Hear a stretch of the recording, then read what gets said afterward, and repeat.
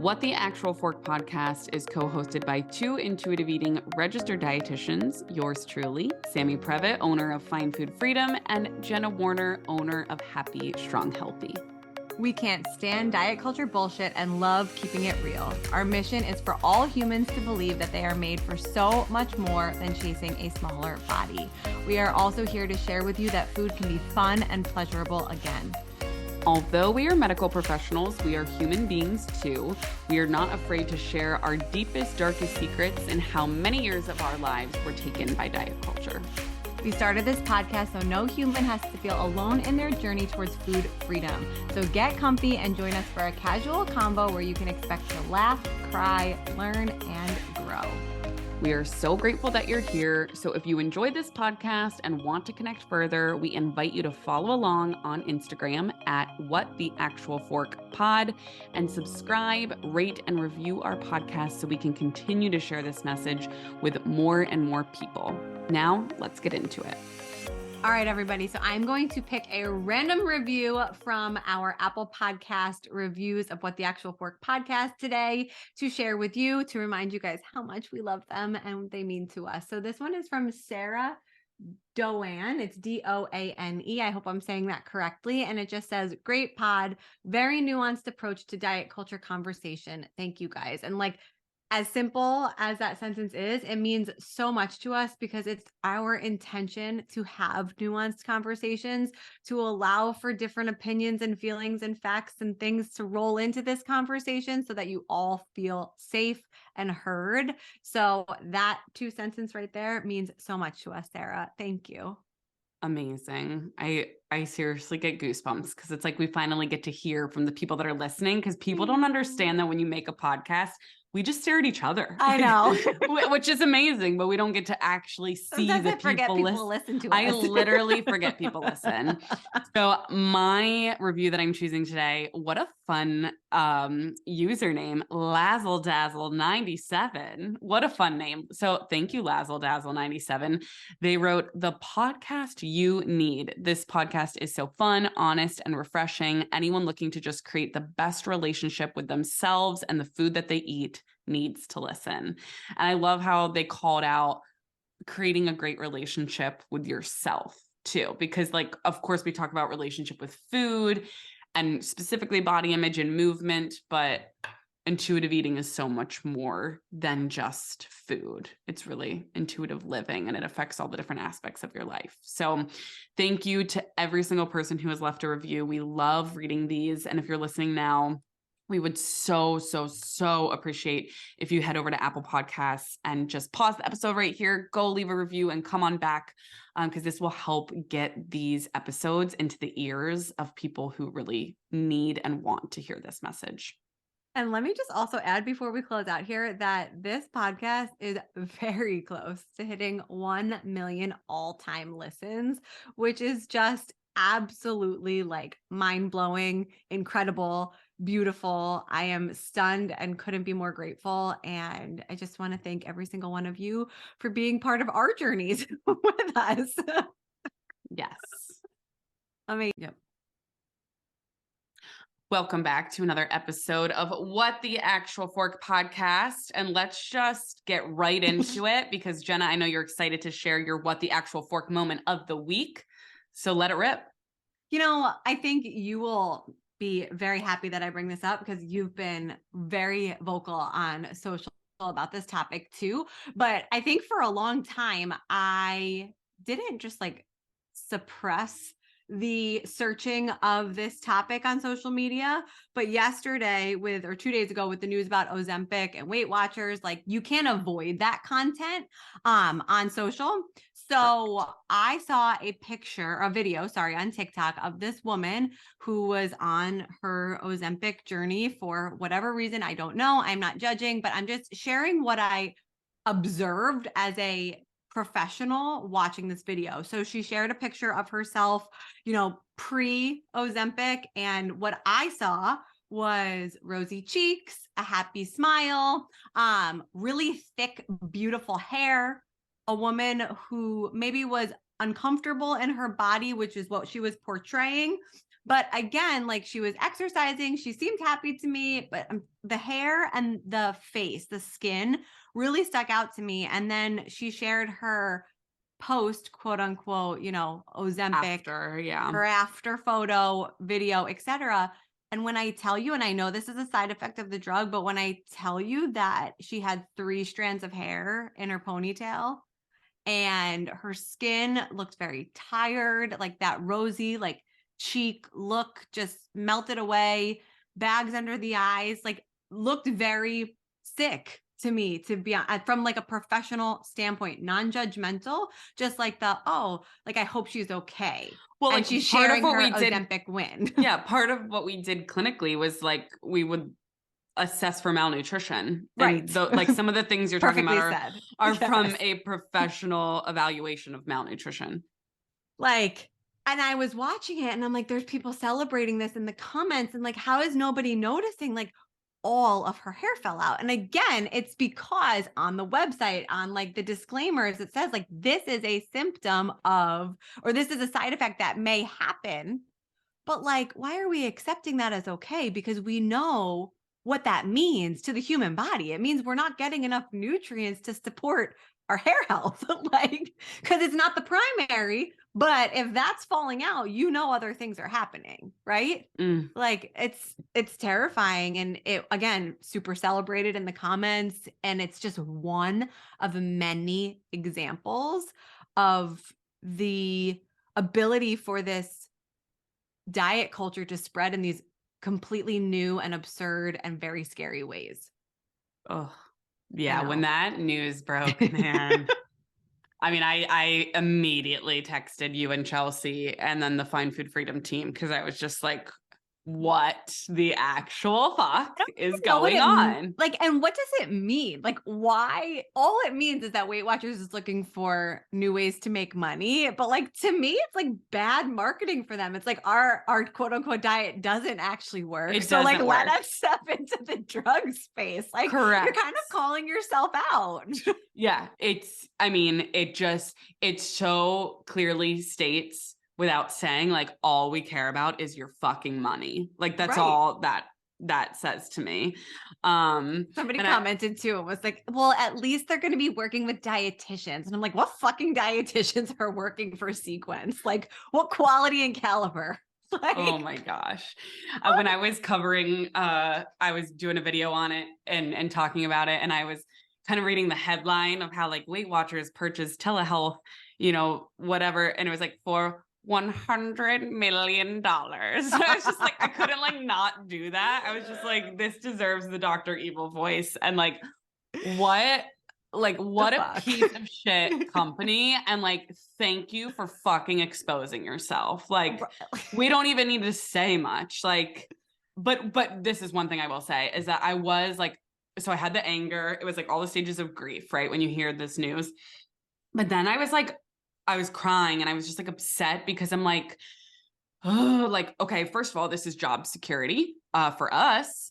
But I'm not asking for that. Like, but the amount of people that come to us from chronic dieting and sit with guilt and shame of the weight cycling that they put their body through and all of this harm that they can't undo, this is going to just add such another layer of, oh my gosh, I've injected my body with this medication and fucked up my digestive system and my blood sugar regulation and all of these things that like, that's a whole nother layer of counseling that we're going to have to get like a medical need, right? Yeah. Like the digestion piece. Thank you for bringing that up. Cause I found this article or I saw an article, I was scrolling and I scrolled past it and I thought I double clicked it so I could come back to it and I can't find it, but there was a headline about like the reality is that there's no long-term studies on this drug. So they don't actually know what's going to happen. But in the short-term interim right now, with the intention of weight loss, not with diabetes, there are people suffering from very severe digestive distress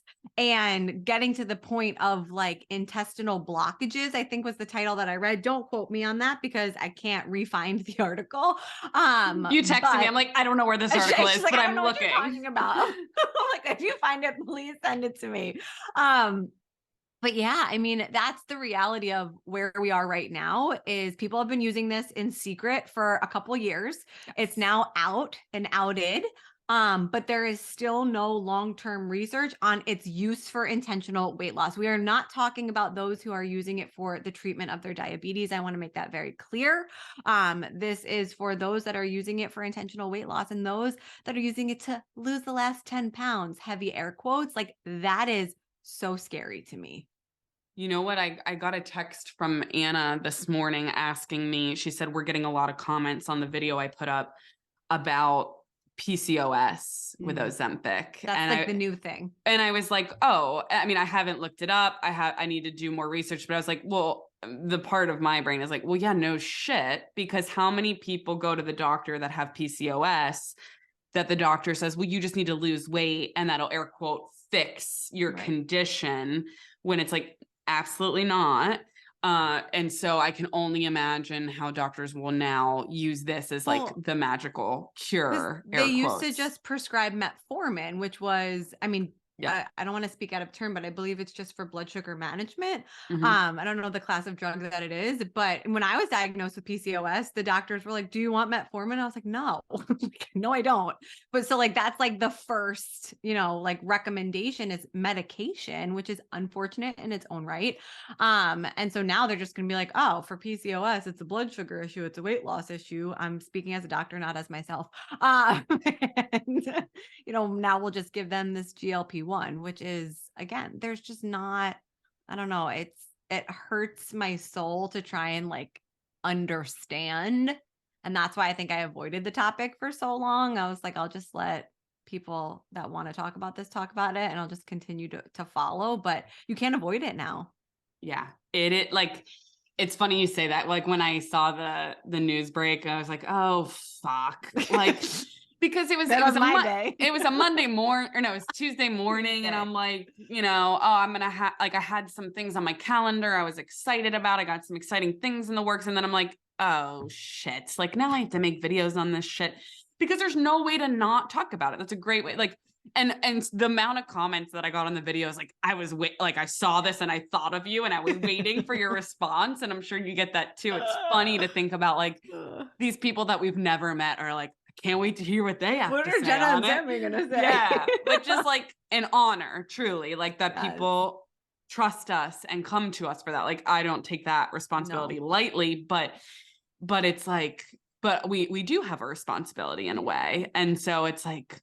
Fuck, but we'll continue to talk about it. Yeah. For and sure. like, and again, I think because I had a personal experience where somebody shared with me, I know that you're not going to approve of this, but I am on XYZ drug for XYZ reason, etc. And like, listen, at the end of the day, we're not judging. We're coming from a space of, and I want to make that super clear because I don't ever want somebody to think that I'm judging them, but we are coming from a space of being like critical thinkers, right? And like thinking about long-term implications and not just the short-term like hit that you may get, but long-term health.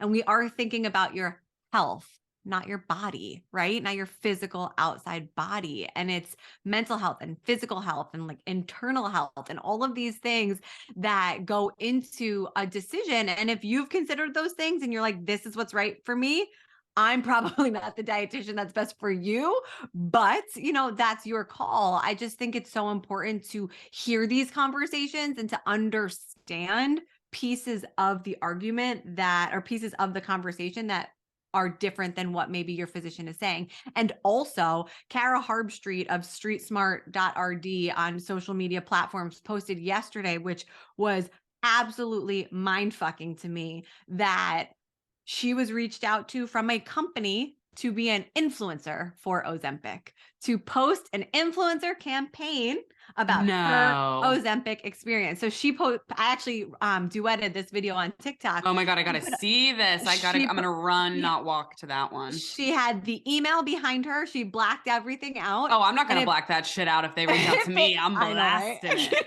But it basically, she was just bringing the awareness. Like now you might see people, posting that they're quote unquote on it and they've lost all this weight, but they may naturally be living in thin thin bodies, and that's not actually real. They're just being paid a fuck ton, just like Bloom is paying all these people to say that they got rid of their bloating when they were just never bloated to begin with. Like, Yeah.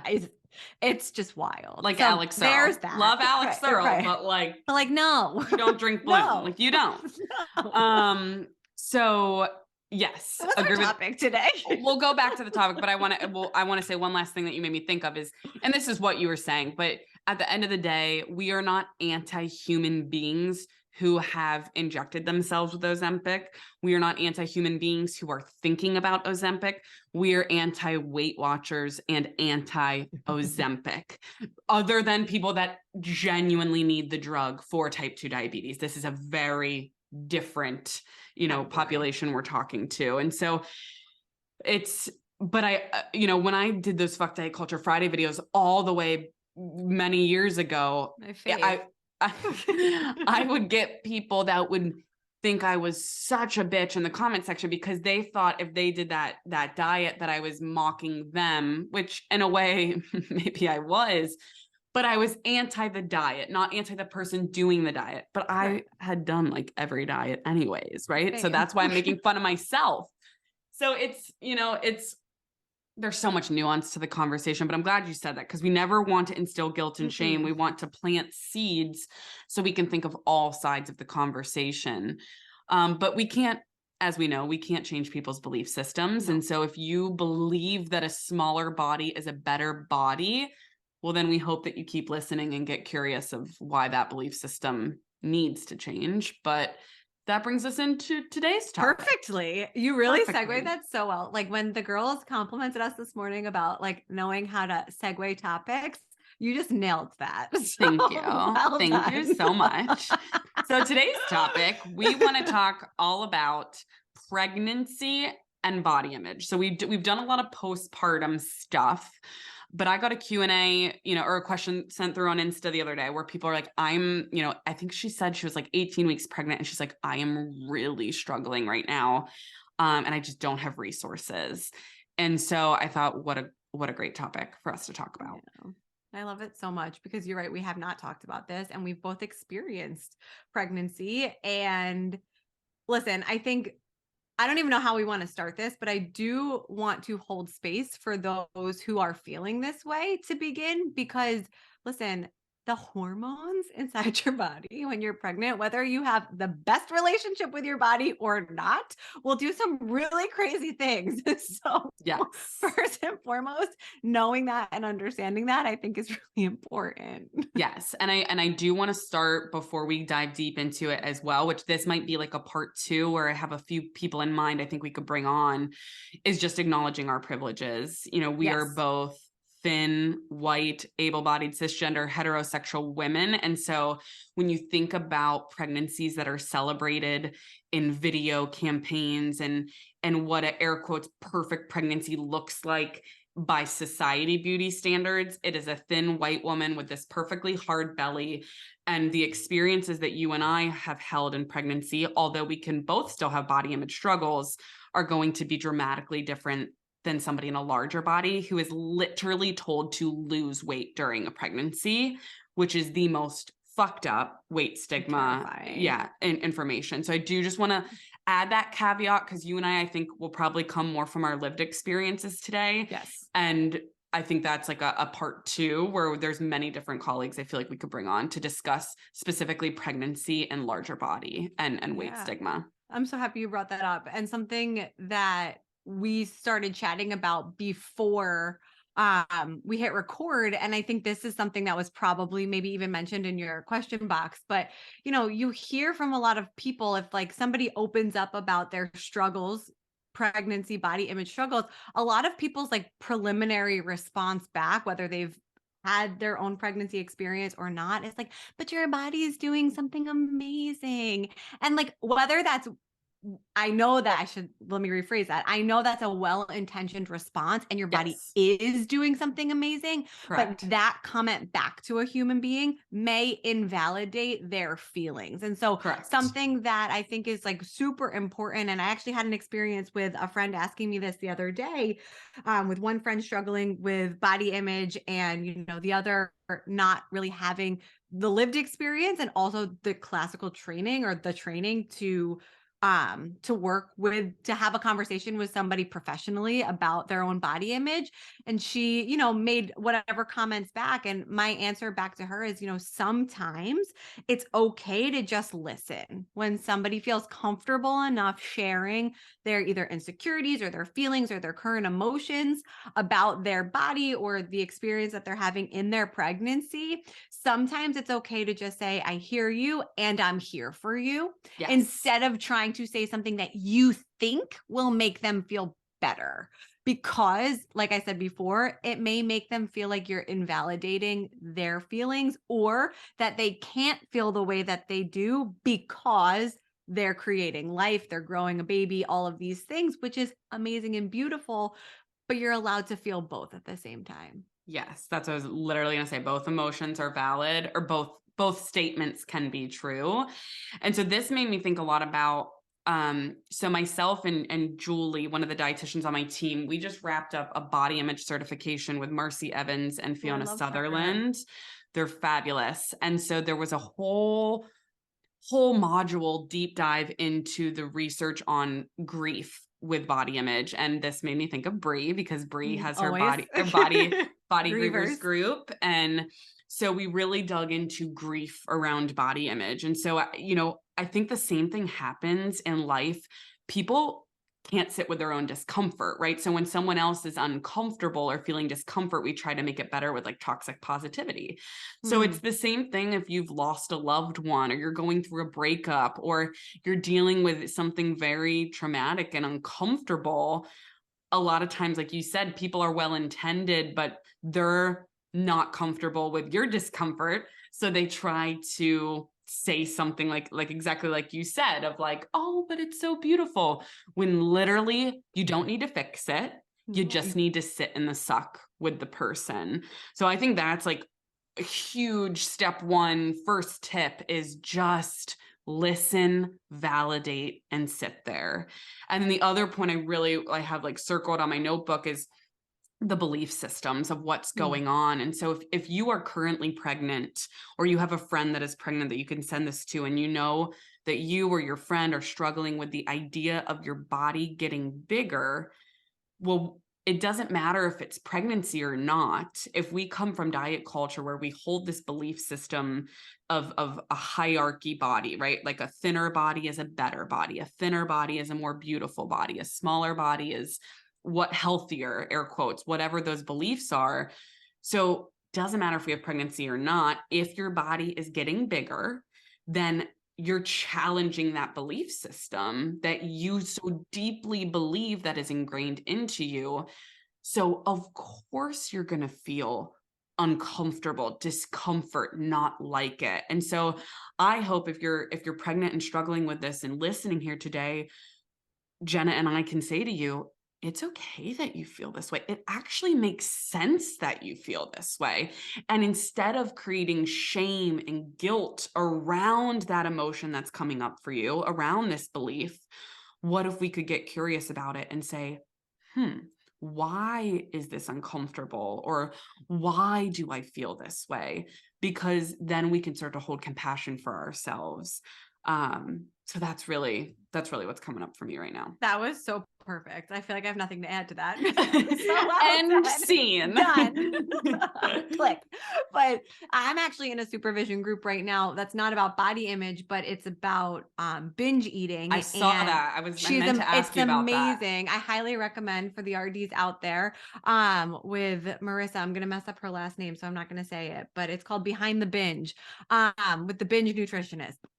Anyways, one of the things that we talked about last week, which is also something that we talked about with Brie Campos, that fits perfectly into this conversation too, is when these beliefs come up, instead of like Brie's phrase is, or terminology is, sitting in the suck, which is really challenging, right? But recognizing that if we choke that emotion down or that feeling down, it does pop back up.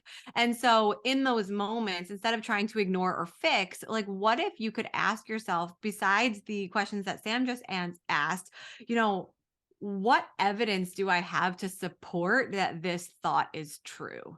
Right. So it's like, whatever feeling, I can't think of an example right now, help me, but whatever feeling somebody's feeling, Yeah. what evidence do you have to support that that's true? Because the evidence that we do have is your body is growing a placenta, an actual tiny human with bones, right? Like bones and weight, and like the entire body. Like my cousin just popped out a baby with a full head of hair. Like that's so wild to me, They had, right? like, when Sienna was born, her fingernails were disgusting. They were so long and like curled, but like they're growing fingernails. You grew that like inside you. So like, here's the evidence of what's going on. Like, I think the statistics show like 25 pounds of the weight that you do gain during pregnancy is like blood, placenta, and baby. Like those three things alone are like about 25 pounds. Like that's crazy. Cause like your blood volume expands and your water expands. Yeah, I was gonna say the water right, expansion is fluid. insane. Insane. You're so like bloated in different ways and places. I remember I didn't wear my wedding rings after like the second trimester, or maybe even during the second Oh, trimester, because yeah. my hands were so swollen. I didn't take mine off and I couldn't get them off past a Right? certain point. I I should think I was have. scared of that. But like all of like this is the evidence that we have to support what's actually happening. And like again, you're allowed to have these feelings. I would be absolutely full of shit if I didn't say that I didn't have these feelings. Like Oh, I it's totally did. right. It's challenging to watch your body change and to question, what is going on and is everything quote unquote normal, especially as a first time mom and first time being pregnant. And to question like the after part too. Like it's okay to do these things, but recognizing the emotions that are present. Are there any truth to the feelings that you're having? Where and why are these feelings coming from? And with all of that, my biggest hope is that you still continue to nourish your body, knowing that that's the most important thing for you and the baby that you're growing.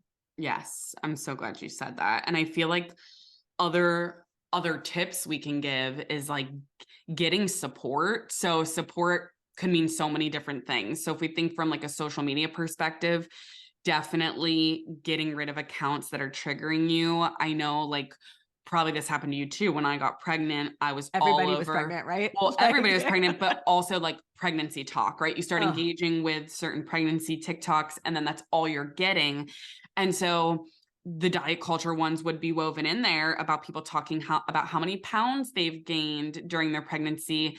And I was like, whoa, why am I getting this? And how even as an intuitive eating counselor, I would start to compare and be like, what, am I gaining too much? And I was like, what the fuck is going on? So again, like reporting things that are harmful, unfollowing, whatever you have to do to keep yourself safe. But then I would also say, like, if you are really, really struggling with body image, with pregnancy, it is never too late to get professional support, because what a better time when you are so vulnerable, so like you are at such a pinnacle of a transition. And then once that baby comes out, the transition that happens to a woman when she becomes a mother is unlike anything I've ever experienced. Those feelings don't just like go away. No. And I'm still like, I'm 9 months postpartum and I'm still like, who am I? Why am I on this earth? And what is my purpose? And I think I'll feel that way for the rest of my life. So I think, you and I have shared so many times in different conversations how we are so eternally grateful that we were able to do a lot of the body image and food work and healing before pregnancy, before postpartum.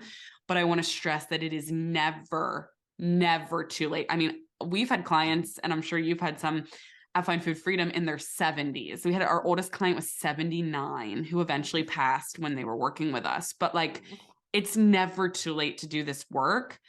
And I just want to encourage people, if they're listening to this, like, you got 2 intuitive eating dietitians right here. And we would be happy if you don't feel comfortable with Jenna or I. We have hundreds of colleagues that we would feel comfortable referring to. That's so smart and such a good point. And there was another point that I wanted to make about this process, and now I can't even think of what it was because I was listening so deeply to you. I have to write things down while we talk now, or else when it comes back to me, I'm like, I literally don't know what I was going to say. I was like, wow, she's making some really good points. So that pregnancy brain never leaves us. Never It goes away. continues for the rest of our life. Yes, it's so true. Yeah, I mean, this alone though, I think will help so many people. And again, all of your feelings are valid, and pregnancy is a really special time, but it is also really challenging in a lot of ways too. Oh, I remember what I was going to say. Danielle Pasenti posted something on one of her question boxes the other day on Instagram. She's a fitness trainer that we've had on the podcast actually now twice. Her daughter's about to turn a year, and she's been very open with her postpartum and pregnancy journey on social media. And I think one of the biggest things that she said is when you get pregnant, you have to surrender expectations, and you cannot have any comparisons, because she's an athlete and a runner by nature is what she stated in this box the other day, or on this story. And she said after 8 weeks, which is like nobody knows you're pregnant really at 8 weeks. After 8 weeks, she stopped running because it didn't feel good to her. And that frustrated her, and it surprised her. And it was like, what's going on? Like, it makes you question like your body and many things, right? But she was able to listen to her body and not compare and surrender those expectations, and walk or find other ways that made her feel good in her pregnancy and during her pregnancy. And I just think that that's like another level of the comparison game and the expectations during pregnancy, thanks to social media, that layer into this body image conversation, because there's so much content out there of people doing CrossFit and exercising, and which is great for them, at all stages of their pregnancy.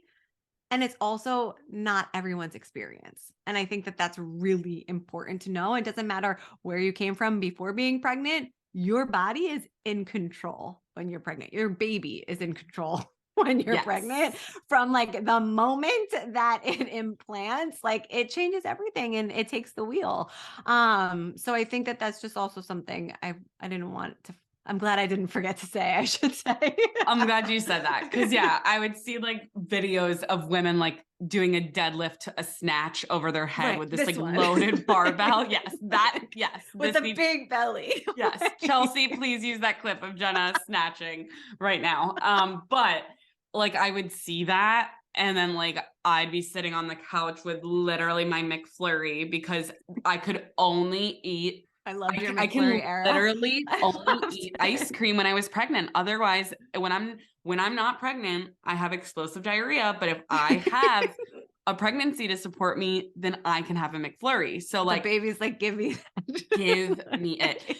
So like, again, even as an intuitive eating counselor, like it's so easy to see that, but like, fuck that comparison. Like you are growing a human life, and so it's just so important to give yourself the grace and the ability to rest. Again, this is like all of this advice that we're giving is valid outside of pregnancy too. Yes. But like specifically, since this episode is all about pregnancy, like you have permission to rest and to not make your journey look like anybody else's. And for those who are running marathons and snatching and they feel great, that was not my lived experience. But if that's what you're doing, more power to you. I remember wearing the belly band, like you bought it for me. I remember I literally have a picture on Sienna's due date. She was due June 1st. She did not make her arrival to the 6th, but on the 1st, I have like the belly band. I'll have to send it to you. And I'm like walking on my walking pad, just like, when are you coming out of me? Yeah. So, I just remember nothing, like any type of movement that I did, walks, everything, like nothing felt good unless there was like somebody holding the bottom of my belly. Like it felt very unsupportive and like not safe. No, exactly. It's so interesting. Yes. I mean, I'm so glad you brought this up. Thank you to your community member that brought this question up, because I think it's something that's so important for us to cover. And yeah, if you guys have more questions for us about any topics, prenatal, during, post, or not anything related to pregnancy at all or Anything. motherhood, Yeah. we are here to support and we would love to answer them. And as always, I would love to remind you, if this podcast has been helpful for you or you're enjoying listening to us, we really do love to see those reviews come in. You can go specifically to Apple Podcasts and leave a review, rate, and subscribe, and it would mean the world to us. It means so much to hear from you. And just this conversation was so needed. I can't believe we haven't covered this before. So I'm excited to get this conversation out and see what ones we have to follow. Thank you guys so much for listening to another episode of What the Actual Fork Pod. We know there are a lot of pods out there, and we are so grateful that you are here listening with us. So if you enjoyed today's episode, please be sure to subscribe, like, share with all of your friends and faves, and don't forget to rate and review and let us know what you want to hear more of. The more we hear from you, the more that we can make these episodes exactly what you want. We would also love to connect with you on Instagram at WhatTheActualForkPod. We promise to continue to bring you the hottest topics, greatest guests, and the most fun you can possibly have fighting diet culture bullshit. We love you, we appreciate you, and we will see you next week for more fun.